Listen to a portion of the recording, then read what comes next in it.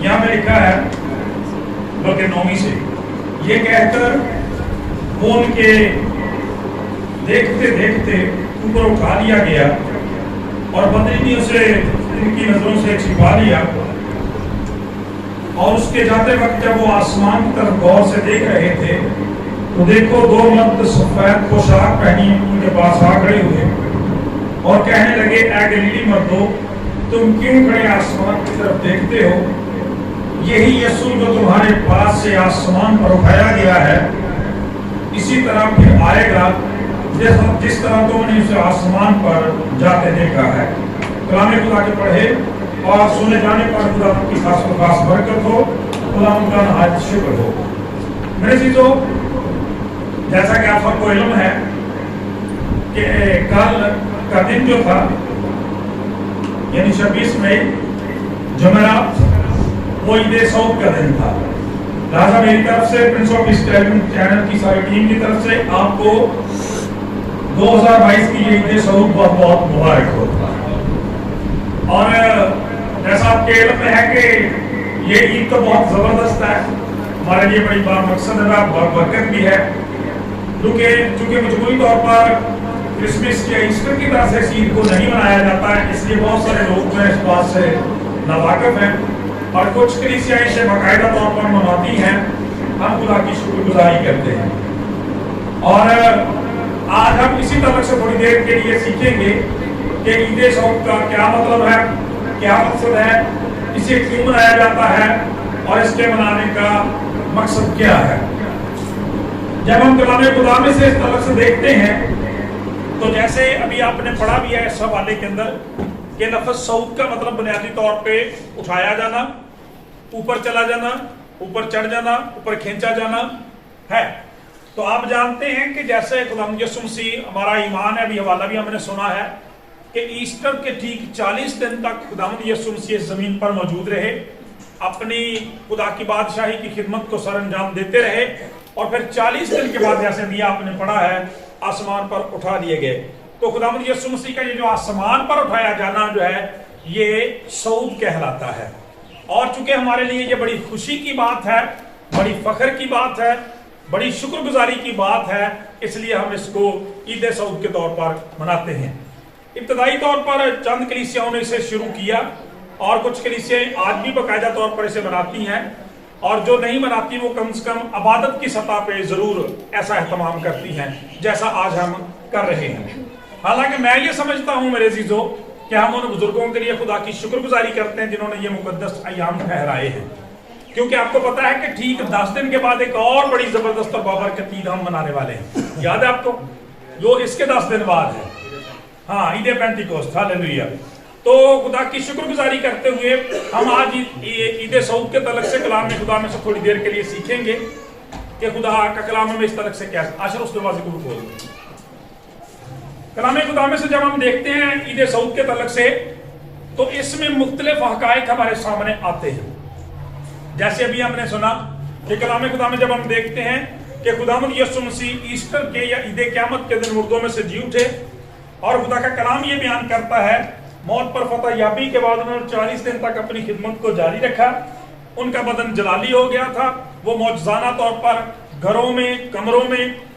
داخل ہو سکتے تھے، دیواروں میں سے گزر سکتے تھے، بند دروازوں میں سے گزر سکتے تھے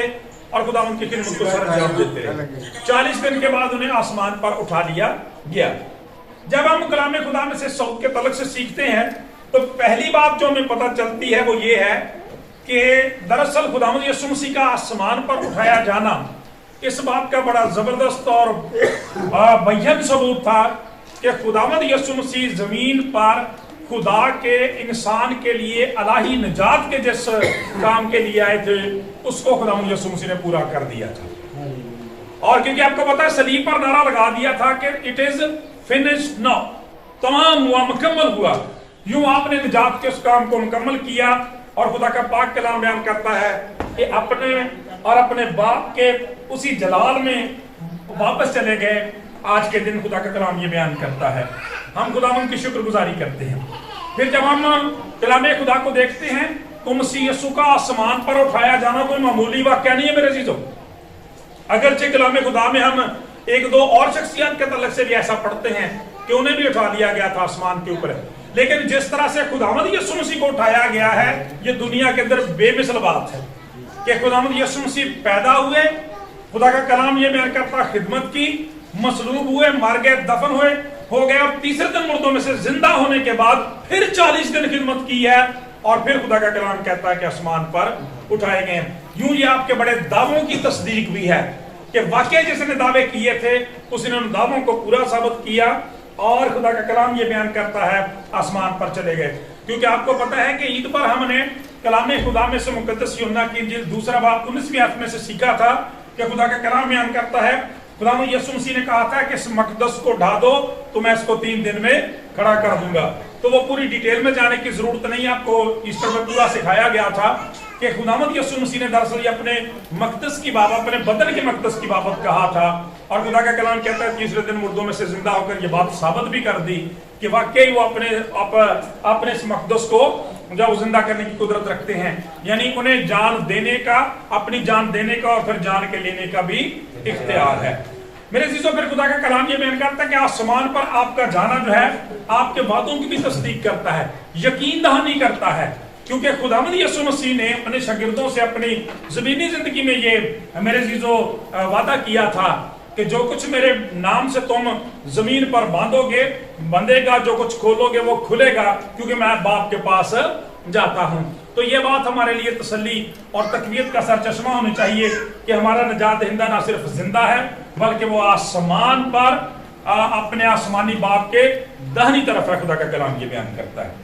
کلام خدا میں سے میرے عزیزو جب ہم اسی صعود کے تعلق سے پڑھتے ہیں کہ اس سے پہلے کہ خداوند یسوع مسیح صعود فرماتے آسمان پر تشریف لے جاتے, خدا کا کلام یہ بیان کرتا ہے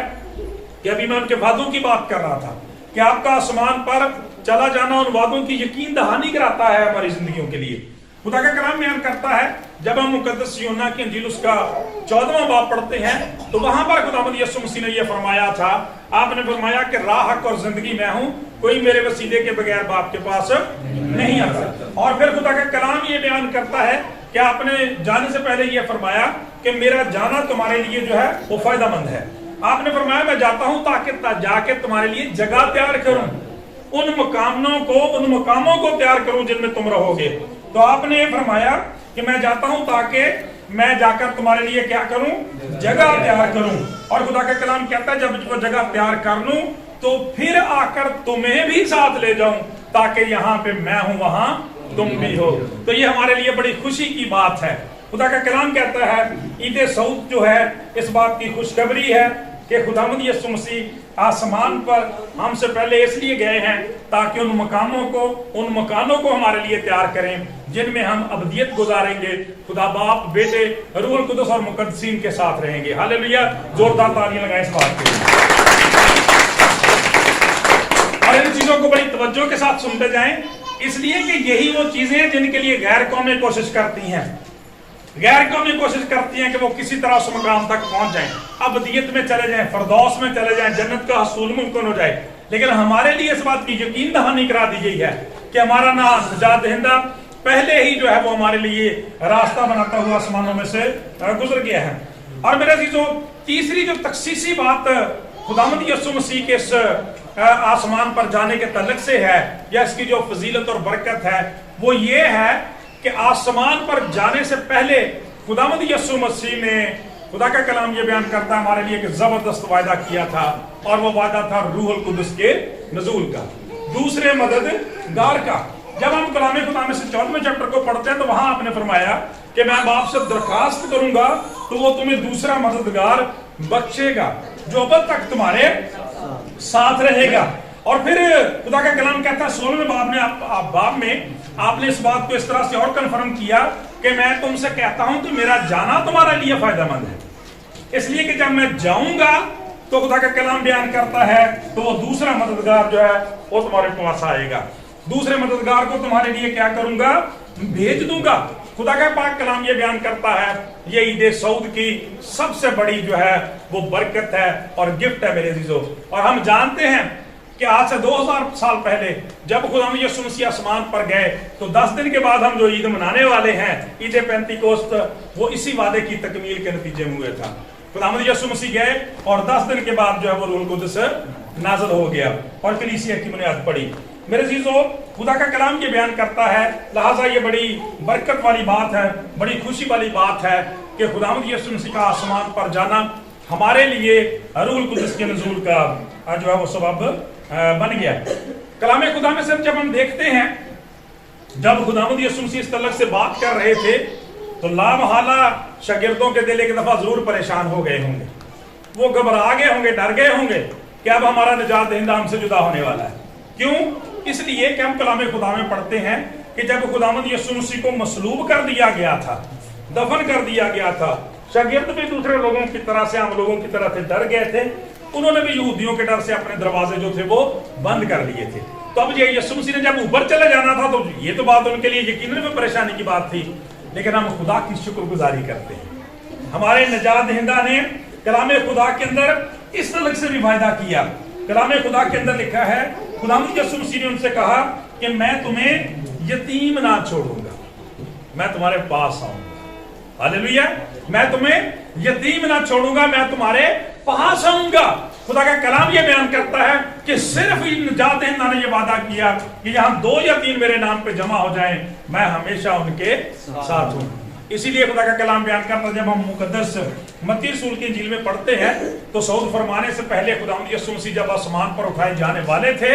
तो उन्होंने उनको ये कहा था कि सारी दुनिया में जाओ, उनको बाप बेटे रूहुल कुद्दुस के नाम से बपतिस्मा दो, उन सारी बातों पर अमल करें, उन्हें तालीम दो उन सारी बातों की जिनकी मैंने तुम्हें तालीम दी, उन्हें तालीम दो कि उन सारी बातों पर अमल करें जिनका मैंने हुक्म दिया है। और आखिर में फरमाया कि देखो मैं दुनिया के आखिर तक हमेशा तुम्हारे साथ। जोरदार तालियां लगाए, हालेलुया। मैं दुनिया के आखिर तक हमेशा तुम्हारे साथ हूं, यानी हर रोज तुम्हारे साथ हूं। खुदा का कलाम ये बयान करता है। लिहाजा ईद सऊद मेरे अज़ीज़ों मामूली बात नहीं है, बल्कि ये हमारे लिए यकीन दहानी है कि हमारा निजात दहिंदा जो है वो हमेशा हमारे साथ है। और खुदा का कलाम बयान करता है वो अपनी कुदरत के वसीला से। आज भी देखें उसका सबूत उसका हमारे दरमियान होने का क्या है। आज भी देखें दुनिया के अंदर जितने चैनल चलते हैं, हम अपने चैनल की इबादत को भी देख सकते हैं, अपनी हफ्तावार इबादत को भी देख सकते हैं, यहाँ तक कि अपनी शख्सी दुआओं के जरिए से भी हम देख सकते हैं कि जब हम रूहुल कुद्दुस की हिदायत और रहनुमाई में उसकी पावर